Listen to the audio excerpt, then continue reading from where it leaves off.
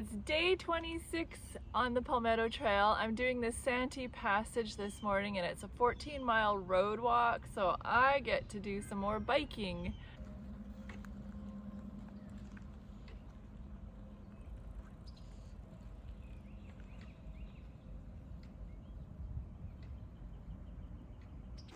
I'm leaving the town hall city area of Santee and it is such a nice campus.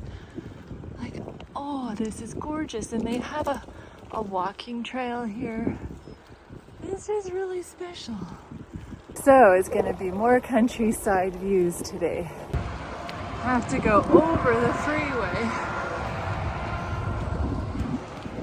At least this road isn't too busy. They definitely grow corn in South Carolina. Stopped for a drink and there's just been a lot of this situation lately. Welcome to Vance, established 1891, home of Mike Williams. Don't know who he is. Well, they got a florist store here and a barber shop here in Vance. Cute little Vance. And lots of cornfields. Oh, we're in some orchards now. Nice. South Carolina's got it all. Peaches, maybe? I am now in Eutaw. Okay, I finished the Santee passage. It's not very well marked, so I missed my turns a couple times, so I think I did a couple extra miles at least. But anyways, now I'm on to the Eutaw section. I'm not sure how far this Eutaw passage is, but I'll go as far as I can with biking. It's Mother's Day today, and here I have my mom slaving for me. She is the best mom ever because she's the workhorse of this trip and takes care of me so well. I get to hike while she loads bikes and stuff and drives. See you later. Best trail angel ever. Okay, my backside gets a little reprieve from that bicycle, and I got about a 2.5 mile trek now through the woods, as far as I can tell.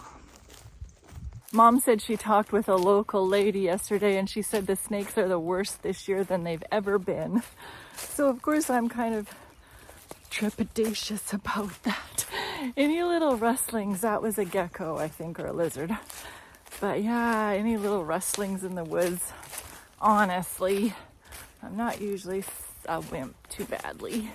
My mom will not set foot in these woods, no way.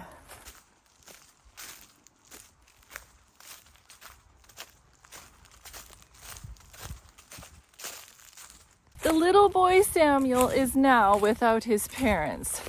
Actually, they figure his age could be anywhere from 3 to 15 years old. But he is now serving in the temple with Eli, the high priest, and his 2 sons, Hophni and Phinehas. Well, it turns out that Eli's 2 sons were corrupt. They did not know the Lord, meaning they did not acknowledge God's holy presence in the sanctuary. And the priest's custom with the people was that when any man offered a sacrifice, the priest's servant would come with a 3-pronged flesh hook in his hand while the meat was boiling. Then he would thrust it into the pan or kettle or cauldron or pot, and the priest would take for himself all that the flesh hook brought up. So they did in Shiloh to all the Israelites who came there. Also, before they burned the fat, the priest's servant would come and say to the man who sacrificed, "Give meat for roasting to the priest, for he will not take boiled meat from you, but raw." And if the man said to him, "They should really burn the fat first, then you may take as much as your heart desires," he would then answer him, "No, but you must give it now, and if not, I will take it by force."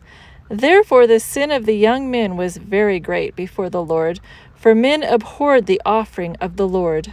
Surrendered to evil passions, Hophni and Phinehas had no proper conception of the God that they were to serve. They enjoyed no communion with him, felt no sympathy for his purposes, and had no sense of obligation to him. They merely employed their positions of hereditary right for their own selfish and corrupt ends. They robbed the people for the gratification of their own appetite. They robbed God not only of his portion of the sacrifices, but of the reverence and love of his worshippers.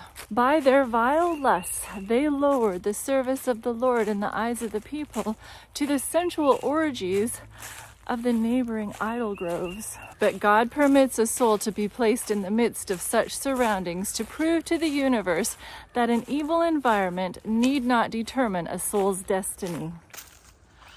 Well, that is a tree with history. A scarred, battered tree that is still alive.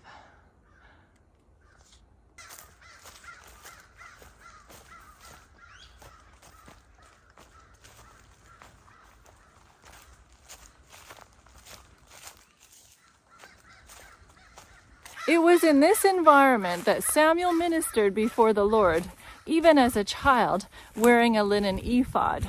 An ephod is a priestly garment worn in the sanctuary over the robe. Wow, this is really pretty meadows. His mother used to make him a new robe every year when they came up to worship. Eli blessed Samuel's parents, Elkanah and Hannah, by saying, "The Lord give you descendants from this woman for the loan that was given to the Lord." And actually, Hannah ended up having 3 more sons and 2 daughters.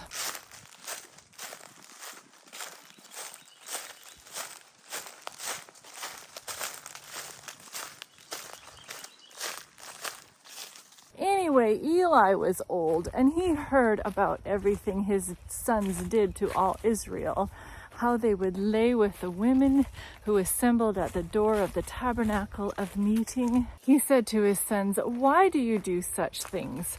For I hear of the evil from all the people." But Eli only rebukes his sons. He fails from removing them from serving as priests. Then a man of God came to Eli and said, "Thus says the Lord, you came from the priestly line of Aaron.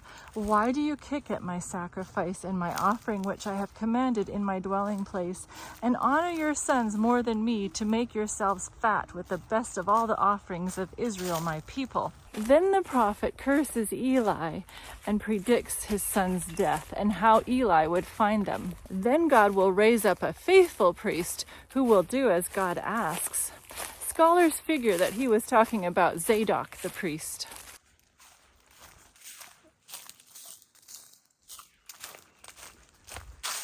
But through this turmoil in the sanctuary, the child Samuel grew in stature and both in favor with God and with men.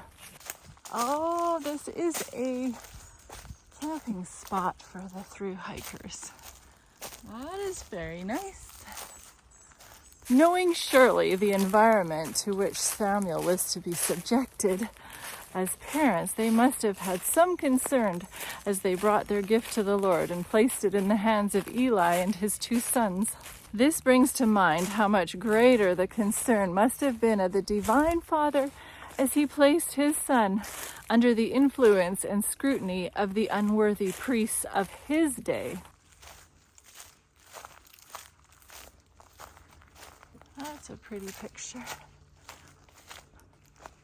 Christ was 12 years old when he came to the attention of the priests, yet his conduct upon that occasion testifies to the reality of divine protection, even upon children who call upon heavenly guidance.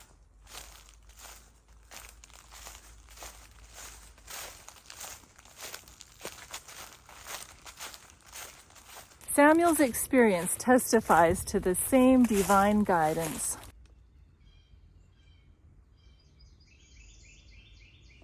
The scriptures make it clear that in the midst of this evil environment, Samuel served the Lord.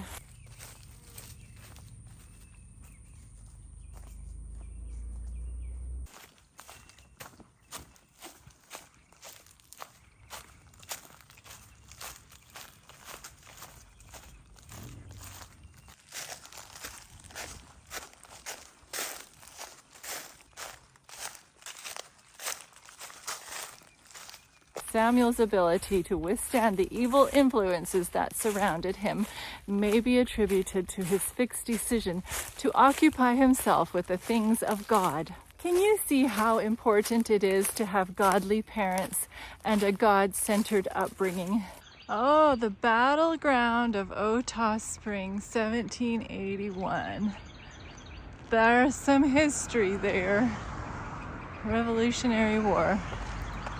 This commemorates the men and women who achieved American independence. These patriots, believing in the noble cause of liberty, fought valiantly to found a new nation, 1775 to 1783. And now I'm back on the bicycle again, having a grand old time. It's such a gorgeous day.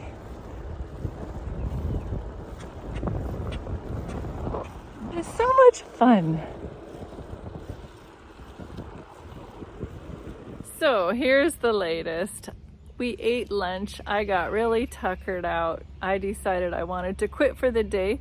My phone says I've walked 4 miles and I'm thinking I've biked at least 20 miles. So I splurged and we're staying at Santee State Park and it's lovely.